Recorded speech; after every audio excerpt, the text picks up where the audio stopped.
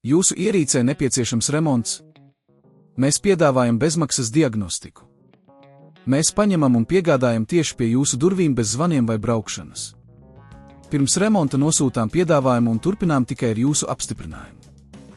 Vienkārši pārskatāmi un profesionāli. Saite aprakstā.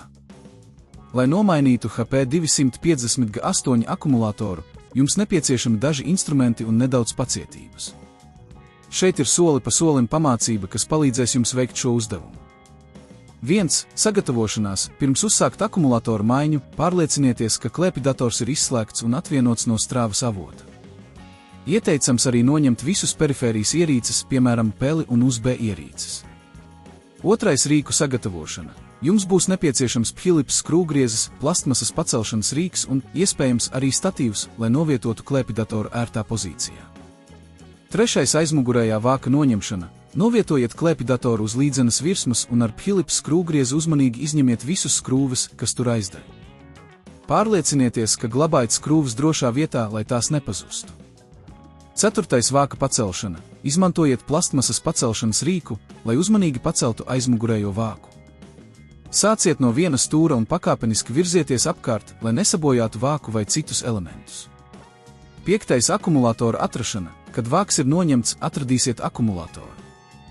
Tas parasti ir liels melns bloks ar vadiem, kas savienojas ar mātes plati. 6. Akumulātora atvienošana. Pirms akumulātora izņemšanas ir jāatvieno tā savienojumi.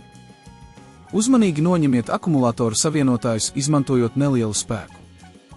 Ja nepieciešams, izmantojiet skrūvgriezi, lai atbrīvotu skrūves, kas tur akumulātoru. 7. Jauna akumulātora uzstādīšana. Ievietojiet jauno akumulātoru vietā, kur bija vecais. Pārliecinieties, ka tas ir pareizi nostiprināts un savienotāji ir droši piestiprināti. 8. Aizmugurējā vāka uzlikšana. Kad akumulators ir uzstādīts, uzmanīgi uzlieciet aizmugurējo vāku atpakaļ. Pārliecinieties, ka visi klipi ir pareizi nostiprināti. 9. Skrūvju pievilkšana. Izmantojiet Philips skrūvgriezni, lai pievelciet skrūves, kas tur vāku vietā. Pārliecinieties, ka tās ir pietiekami cieši, bet ne pārāk stingri, lai nesabojātu vāku. 10. Testēšana. Pievienojiet klēpjdatoru strāvai un ieslēdziet to, pārliecinieties, ka jauns akumulators darbojas pareizi un uzlādes indikators darbojas. Ja neesat pārliecināts par akumulātoru maiņu pats, varat izmantot bezmaksas diagnostiku, ko piedāvā daudzas servisa centra.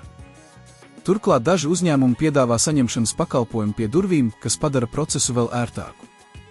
Pirms remonta ir ieteicams sazināties ar speciālistu, lai uzzinātu par visiem risinājumiem un iespējām, kas jums ir pieejamas. Jūsu ierīcē nepieciešams remonts? Mēs piedāvājam bezmaksas diagnostiku. Mēs paņemam un piegādājam tieši pie jūsu durvīm bez zvaniem vai braukšanas. Pirms remonta nosūtām piedāvājumu un turpinām tikai ar jūsu apstiprinājumu. Vienkārši pārskatāmi un profesionāli. Saite aprakstā.